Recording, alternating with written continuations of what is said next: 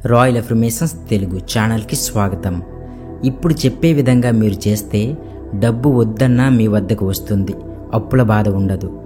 డబ్బుని ఎవరు కోరుకోరు? ప్రతి ఒక్కరికి డబ్బు కావాలి, ప్రతి దానికి డబ్బు కావాలి. అందుకే డబ్బుని అందరూ ప్రేమిస్తారు. కానీ డబ్బుని ఎక్కువగా పొందాలంటే దాన్ని ఎలా ట్రీట్ చేయాలో తెలుసుకోవాలి. ఏ బంధంలో అయినా సరే మనస్సులోని ప్రేమ, మన భావాలే ముఖ్య పాత్ర పోషిస్తాయి. మరి మీ ప్రేమను కానీ మీరు ఇన్వెస్ట్ చేయగలిగితే ఎలాంటి రిలేషన్షిప్ అయినా సరే ఖచ్చితంగా అది ఇంప్రూవ్ అవుతుంది.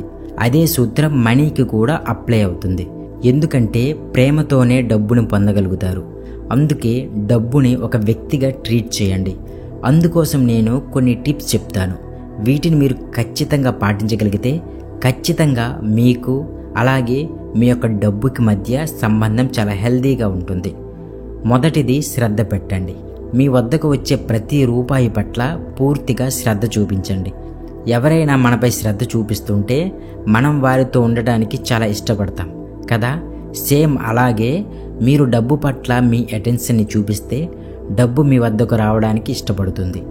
ఇక రెండవది, రెస్పెక్ట్ ఇవ్వండి. మీకంటూ ఉన్న ప్రతి రిలేషన్షిప్లో మీకు ఖచ్చితంగా రెస్పెక్ట్ ఉంటేనే ఆ రిలేషన్షిప్లో కంటిన్యూ అవ్వగలుగుతారు. మీరు కూడా డబ్బుని అంతే గౌరవించాలి, అంతే ప్రాధాన్యతనివ్వాలి. మీరు ఎంతగా గౌరవిస్తారో అంతగా మీ వద్దకు అది అట్రాక్ట్ అవుతుంది. మీ వద్ద ఉన్న ప్రతి రూపాయికి కృతజ్ఞతని తెలియజేయండి. మీ నుంచి వెళ్ళే డబ్బుకి థ్యాంక్ యూ చెప్పి మరింతగా నా వద్దకు త్వరగా తిరిగిరా అని చెప్పిన తరువాత మాత్రమే మీ నుంచి డబ్బు ఎవరికైనా ఇవ్వండి.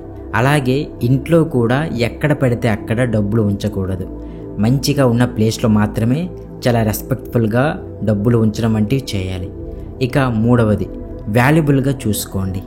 అవసరం ఉన్నా లేకున్నా ఇష్టం వచ్చినట్లు డబ్బును వాడటం అంటే అంత మంచి పద్ధతి కాదు.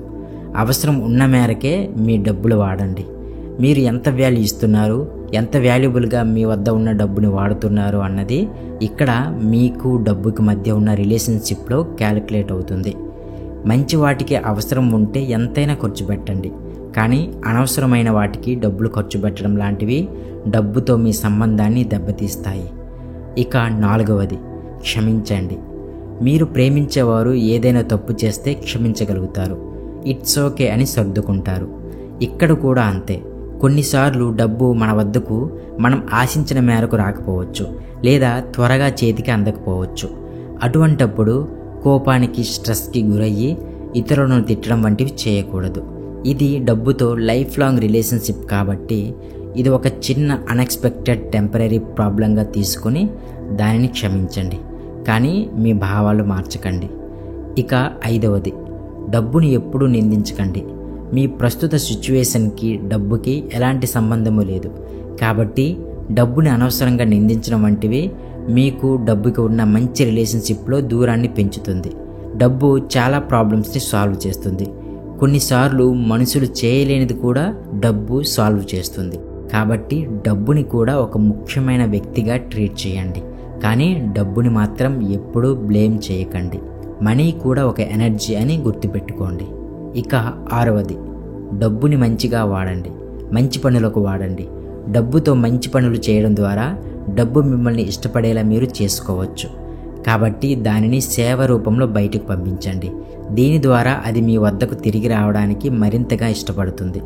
మనం మనకి నచ్చినట్లు ప్రవర్తిస్తుంటే మనం బ్రతికి ఉండడానికి ఖచ్చితంగా ఇష్టపడతాం కదా. సేమ్ అలాగే డబ్బు కూడా అంతే. మీరు చేసిన ప్రతి సాయానికి తిరిగి వస్తుందని గుర్తుపెట్టుకోండి. ఇస్తే వస్తుందని గుర్తుపెట్టుకోండి. కానీ ఎక్కువ రావాలనే ఉద్దేశంతో మాత్రం ఇవ్వకండి. ఇక ఏడవది, నమ్మకం. ఏదైనా ఒక రిలేషన్షిప్ నిలబడాలన్నా కొనసాగాలన్నా ఖచ్చితంగా దాంట్లో ముఖ్యమైన పాత్ర నమ్మకందే. సో అది మీకు డబ్బు పైన లేకపోతే కనుక చాలా కష్టం. మన నమ్మకాలే మన జీవితం. మన నమ్మకాలతో మన జీవితాన్ని సృష్టించుకుంటున్నాం. అందుకే డబ్బు వస్తుంది అని నమ్మకంగా ఉండాలి. డబ్బు సంపాదించడం సులభమని నమ్మాలి. బాగా డబ్బు సంపాదించగలరని నమ్మాలి. అప్పుడు మీ దగ్గరకు డబ్బు రావడం మొదలవుతుంది. డబ్బుపై ఎప్పుడూ కూడా కంప్లైంట్ చేయకండి. ఉదయం నిద్ర లేచింది మొదలు అది లేదు ఇది లేదు అని ఇంట్లో అనొద్దు. ఇంట్లో డబ్బు లేదు అనే సంభాషణ చేయవద్దు. నాకు డబ్బు రావట్లేదు అని ఇతరులతో చెప్పవద్దు. ఇటువంటివన్నీ కూడా మీకు డబ్బుకి మంచిది కాదు. మీ ఇద్దరి మధ్య ఉన్న మంచి సంబంధాన్ని బలహీనపరుస్తుంది. ఇది ఎలా ఉంటుందంటే, మీరు ఇష్టంగా ప్రేమించే వ్యక్తి మీ గురించి ఇతరుల దగ్గర కంప్లైంట్ చేస్తుంటే ఎలా ఉంటుందో, మీరు డబ్బు పట్ల నెగిటివ్గా చెప్తే కూడా అలాగే ఉంటుంది. అలాగే మీరు ఏవైనా బిల్స్ పే చేయాల్సి ఉన్నప్పుడు వాటిని కట్టగలుగుతున్నందుకు చాలా కృతజ్ఞులుగా ఉండండి. థ్యాంక్ఫుల్గా ఫీల్ అవుతూ సంతోషంగా మీ బిల్లులు పే చేయండి. అన్నింటినీ చక్కగా సమయానికి కట్టుకోగలుగుతున్నందుకు మనీకి ఎప్పుడూ కూడా థ్యాంక్స్ చెప్పుకోండి. ఇక 9వది, పాజిటివ్ పైన దృష్టి పెట్టండి, నెగిటివ్ పైన కాదు.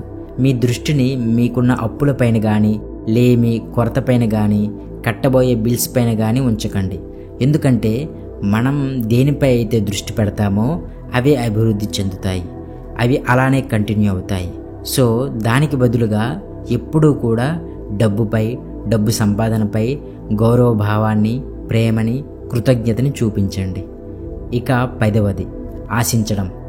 ఒక వ్యక్తికి జాబ్ చేయడానికి ఒక మంచి జాబ్ ఉంది. అయితే ఆ వ్యక్తి తనకున్న ఆ మంచి జాబ్ పట్ల సంతోషంగా ఉండకుండా ఇంకా ఎక్కువ శాలరీ గల జాబ్ నాకు లేదు అని దిగులు చెందుతూ ఉంటాడు. తను చేయాల్సిన వర్క్ సరిగ్గా చేయకుండా ఎక్కువ శాలరీ గల జాబ్ లేదని దిగులు చెందుతూ తన వర్క్పై ఇంట్రెస్ట్ కోల్పోతాడు. తన జాబ్ సరిగ్గా చేయడు. దానివలన తనకి అప్పటి వరకు ఉన్న ఆ జాబ్ ఊడిపోతుంది. అయితే అదే ఆఫీస్లో ఇతని కంటే తక్కువ శాలరీ వచ్చే ఒక వ్యక్తి తన జాబ్ని హ్యాపీగా, కృతజ్ఞతతో చేస్తుంటాడు. ఇతని పెర్ఫార్మెన్స్, ఎఫిషియెంట్కి మెచ్చి ఖాళీ అయిన ఆ హై శాలరీ గల పొజిషన్కి ప్రమోషన్ వస్తుంది. చూసారా, కృతజ్ఞత ఉండటం మరియు లేకపోవడం వలన ఏం జరిగిందో. అలాగే మీ వద్ద ఉన్న డబ్బుని ఇష్టపడకుండా, దాన్ని ప్రేమించకుండా ఇంకా ఏదో కావాలని ఆశపడుతూ ఉంటే అదే అసలు దరిద్రం. ఉన్నదానిని గౌరవించాలి, గుర్తించాలి, కృతజ్ఞత భావాన్ని చూపించాలి, ఇష్టపడాలి, ఆశీర్వదించాలి, ప్రేమించాలి. అలా కాకుండా లేని దానికోసం ఆశించడం అంటే ఉన్నదాన్ని వ్యతిరేకిస్తున్నట్లే కదా.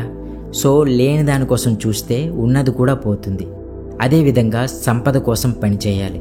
మీరు చేసే పనిని చాలా ప్రేమపూర్వకంగా, ఇష్టపూర్వకంగా, దానికోసం సాయశక్తుల కృషి చేయాలి. అప్పుడు మాత్రమే డబ్బు మీ వద్దకు వస్తుంది. ఎప్పుడైతే మీరు చేసే పని పట్ల పూర్తి ప్రేమతో, గౌరవభావంతో, ఏకాగ్రతతో మీరు చేస్తారో అప్పుడు మీరు చేసే పనికి తగిన ఫలితం ఖచ్చితంగా అందుకుంటారు. అలాగే డబ్బు పట్ల మంచి భావాల్ని కలిగి ఉండండి. మీరు ఎప్పుడూ కూడా డబ్బుతో మాట్లాడుతూ ఉండండి. డబ్బుతో ఇలా చెప్పండి, అందరూ బాగున్నారు, అందరూ సమృద్ధిగా ఉన్నారు, అందరూ సుఖశాంతులతో అభివృద్ధి చెందుతున్నారు. ఇక్కడ ఇలా చెప్పడం వలన మీరు పాజిటివ్ పైనే దృష్టి పెడుతున్నారు. కాబట్టి మీ లైఫ్లో పాజిటివిటీ పెరుగుతుంది. ఈ వీడియో మీకు నచ్చితే లైక్ చేయండి, కామెంట్ చేయండి. అలాగే మా ఛానల్ని సబ్స్క్రైబ్ చేసి బెల్ ఐకాన్ క్లిక్ చేయండి. Thank you so much. Thank you universe.